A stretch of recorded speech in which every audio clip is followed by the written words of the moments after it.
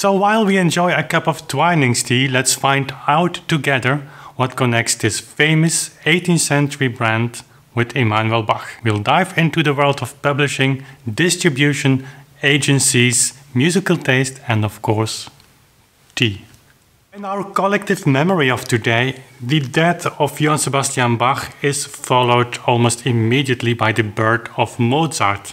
In other words, an anchor point like Leipzig 1750 is quickly jumping to Salzburg 1756, where actually Salzburg seemed to be only a guide for our minds to travel to Vienna, although Mozart only lived a very small portion of his life in Vienna. Of course, this is how a collective memory works. It jumps from one anchor point to another.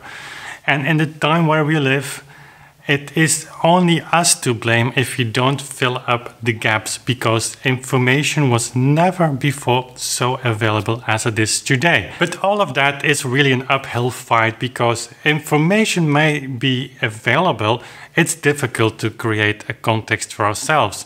If I would give you the name of Joseph Haydn, for instance, he is a person who's really difficult to position. He falls in between so-called boxes of history.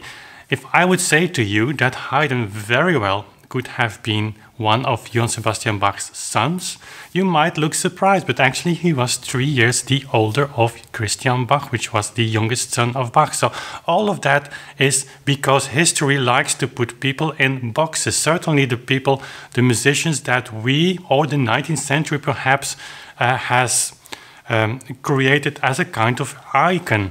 And that's very well understandable, because that's how our history books work.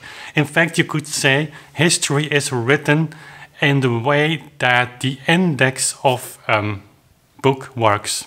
We like to read things in chapters. But unfortunately or fortunately, that's not how real life works. All of that is a little bit unfortunate. I really believe to look back to history not vertically, which separates periods from each other, which is easy for historians and also for schools and universities to put knowledge into students, because it's easy to ask at the end of the year if they know the chapters. Horizontal lines are more difficult to grasp, because that's complicated. You have to start with one point and end with the other point, and everything in between is connected. So that, for instance, is a result of thinking of Haydn. Well, he could have been the son of Johann Sebastian Bach.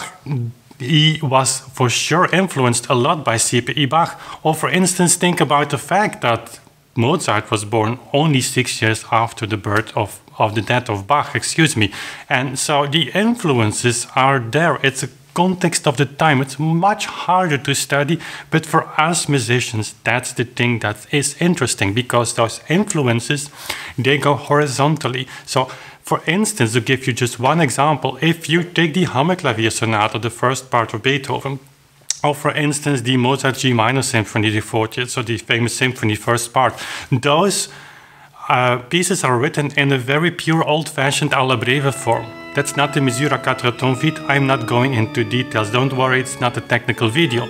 But if you see that that's an alla breve, how can you understand it better than when you have played or when you have heard or studied a big alla breve fugue of Bach and even played that on an historical organ?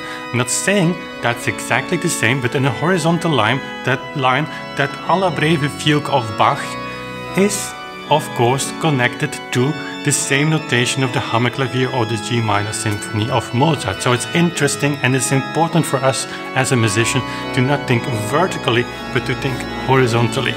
And so when we dive into history and in our time machines, as I like to call that, it's always on this horizontal line. And what I would prefer to do, but it's difficult, it's to jump a little bit before and then travel back. One of the most underlighted periods in music history, I think, is the second half of the 18th century, but not the period of Mozart, Haydn and Beethoven, but actually the first and the second generation of Bach students. Of course, starting with the sons of Bach, but he had, of course, big names as a student, Agricola, Krebs and others. They also had students. And we may say, well, it ends perhaps with a figure like Gottlob Tuck, who writes in 1789 his famous book on keyboard playing, which actually is literally clavichord playing. So 1789 is a very important date if we see that on the horizontal line from Bach to Gottlob Turk, and we then are actually in the midst of that period that we call the Viennese classical period. So let's see now the life of C.P.E.Bach fits in that period completely. He was born, of course, in 1714, but his expansion, his development as a musician was in the second half of the 18th century. He had an enormous influence that we could spend hours and days upon, but today we're going to fly to 1771 to a specific date, and we're actually going to fly to Great Britain. First of all, I have to introduce you, if still necessary, to Charles Burney. I take a book here. He wrote an important music history together, actually the same time as Forkel did, and he traveled throughout whole Europe, France, Italy.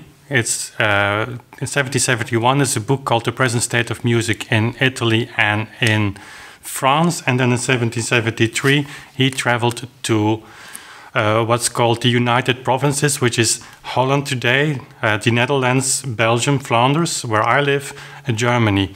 And so this is a Dutch translation actually made in the 18th century with footnotes, but that's for another time. We'll dive into the life and work of Burney later. But Burney was a very influential person and a huge fan of C.P.E.Bach. By the way, if you have never read Charles Burney's musical travels, you should not wait for that one video to come out, because you will love reading this. I can promise you that. I guess the original version in facsimile will be found easily on the internet. So go ahead and search for that book. It will give you a lot of pleasant hours. Really, I can promise you that. So a good friend of Charles Burney, in fact, was Richard Twining. And now we're hitting on that tea company. So Richard Twining was the grandson of Thomas Twining, third generation of the already by then world famous tea company. That company was founded by Thomas Twining, a brilliant businessman who bought in 77 Tom's coffee shop. Now, coffee shops at that time, they were places mostly for men to socialize, to have breakfast with coffee or gin, since water was often too contaminated, and to meet, talk, and do business. And there were a lot of coffee shops at the time with a heavy competition, and Thomas Twining, brilliant businessman as he was, he invested a lot of time and resources in what was by then a new beverage that the East Indian Company started to import. And yes, that beverage is what we call today tea. To protect the coffee, taxes were raised to an absurdity. But nevertheless, Twining, he persisted, and he smelled the opportunity to be a differentiator and set his idea for tea through. So long story short, that Richard Twining, third generation, he extended the business to a world scale, selling even in America. There are a few books I have to mention now because this story is based on them. First of all, the main article I found in the Clavicordio, which are the proceedings of Magnano. We will make a video on the brilliant books actually published under the guidance of Bernard Brauchli on clavichord. It's published here the first time by Christopher Hawkwood, but later expanded in a version which is in this book edited by Annette Richards, C.P.E.Bach Studies. Really a must read if you are a C.P.E.Bach fan. I will link those books in the description box. And of course, invaluable source of information, the letters of C.P.E.Bach. I've made a review of this book, which unfortunately is way too expensive. So the correspondence of Charles Burney is published, even not all the letters, the correspondence also with Mr. Twining and the correspondence of Mr. Richard Twining is also preserved. Christopher Hawkwood had access to that, and he transcribed some of those letters, which gives us which shed light, in fact, on how people in those days thought about musical taste. But let me give you one quote of Charles Burney, one of the letters he wrote, in fact, to a German colleague who would translate his musical journey into German.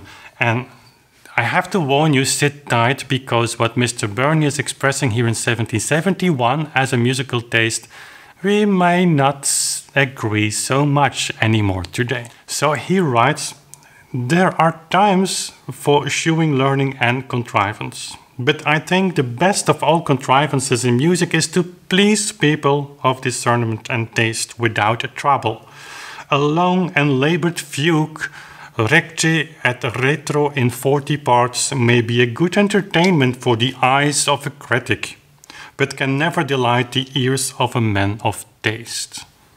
I was no less surprised and pleased to find Mr. C.P.E.Bach get out of the trammels of fugues and crowded parts in which his father so excelled. And so, yes, you do hear that right. Fugues in 1771 were totally out of fashion. In fact, on the end of Johann Sebastian Bach's life, fugues were out of fashion, and that's the reason why his son started to write in another style. Friedemann Bach, not so much, but we know that Friedemann also had difficulties and troubles in making his career, partly, I think, because he was so good in writing contrapoint that people just didn't like. C.P.E.Bach was a long life frustration. His long life frustration was that he couldn't write fugues. Well, he could write fugues, but the musical taste of the time didn't in fact allow him to spend time on that, because he had to make a living not only from his work, but also from his compositions, and that was impossible. So one of the stories that really illustrates all of that, and in fact also how history shaped this 18th century view that we have today, or reshaped that a little bit, certainly in the 19th century, and got rid of Emanuel Bach to make place for what they consider to be the only Bach. By the way, Father Bach, of course, is one of the greatest, if not the greatest composer of all, but we shouldn't forget that in the second half of the 18th century, Emanuel Bach was the one who was the Bach, the big name. But he was taken hard upon selling the copper plates for the art of fugue. So Father Bach prepared those plates to make an edition of the art of fugue. Emanuel Bach inherited most of the Bach archive, so also the copper plates, and he made on his own expenses an edition based upon that material, which was, by the way, a complete economical failure, because he lost a lot of money on that. Nobody would even think of buying an edition of the Art of Fugue anymore in the 50s. That was totally out of fashion. And Emanuel was having this pile of copper plates in his house, and he wanted to sell them to someone who could value them, who could give them a place. So he placed an advertising in newspapers, and nobody would want to buy these copper plates. And so at the end, he sold them for the price of iron. He was very hard taken on that in the 19th century, and that story was taken as an example how little that Emanuel Bach understood of the genius of his father, and that he really was in the way for reshaping, iconizing, in fact, Father Bach, which in the context of this story in which it really happened is totally nonsense. And so the way that 19th century, 20th century history, musical history has separated Father Bach from his sons has really an enormous influence on today's musical performance. I really believe that if we today play the Viennese classical musicians like Mozart, Haydn, Beethoven and others so different from the way we approach Bach, that has to do a lot with this period, this Bach generation, first and second generation of students that we in fact underline so much today. There is, in my belief, no way you can really understand Mozart, Haydn, Beethoven in that period and later if you do not reconstruct this horizontal line, goes from Bach over his sons and his students to the Viennese generation of great composers, which were immensely influenced by the Bach family. In fact, you could say, without the Bach family, there would not be a Viennese classical period as we know it today. So now back to Mr. Richard Twining. He writes in 1774 to Mr. Burney that a warmer room has in part restored my pianoforte to the use of its faculties. I had the most comfortable musical week here with my friend. You will respect his taste when I tell you that he is charmed with Emanuel Bach, even through my imperfect scrambling. I've played, he said with his hands over his eyes in a corner.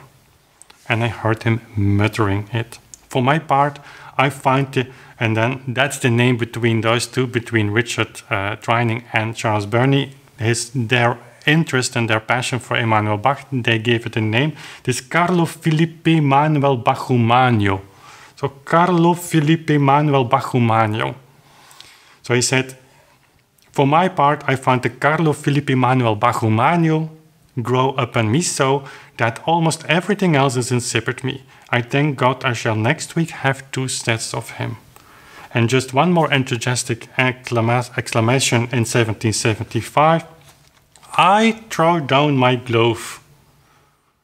So that's the great Richard Twining, CEO, so to say, of the world, one of the largest tea brands in the world with the global scale. He said, I throw down my glove.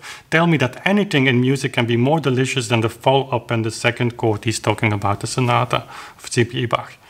Or any other possible arrangement of that chord, half so sweet, so balmy, so God knows what, and choose your weapons and your place. So we are actually privileged to see here a man with a lot of money who bought everything he could from C.P.E. Bach, who, by the way, was a self-publishing author. Breitkopf was publishing his works. Almost all his works were published in 1,050 copies, and that was kind of remarkable in the time. He had agencies all over the world, I think up to 70 at the end of his life. Mr. Burney was one of them. And so Twining, by buying all this stuff and often multiple copies, like another famous guy, Mr. Baron von Swieten in Vienna did, also a big supporter of C.P.E. Bach. We will make a video on him separately. So by doing that, of course, they funded more than they may have known his works, because Bach, living in Hamburg at the time, really depended on selling his scores. Hamburg had currency problems with other cities. Life was very expensive in Hamburg, and if Bach sold things outside Hamburg, money that came back was not as valuable as the money in Hamburg. So he was really depending on that. 19th century, by the way, made of that of Emanuel Bach by that fact that he was a businessman, that he was a money-grabbing person. I've made some, which is totally untrue. He needed the money to stay alive. I've made some videos. I will link them here in the icon, actually here on the video, if you want to find out more on that topic of C.P.E. Bach as a businessman. And I thought it was interesting to see that connection between Twining as a music lover of the time, their ideas on musical taste, the way that they bought music, and that a company like Twinings today still exists, makes it all very tangible, I thought. Well, that was it for today.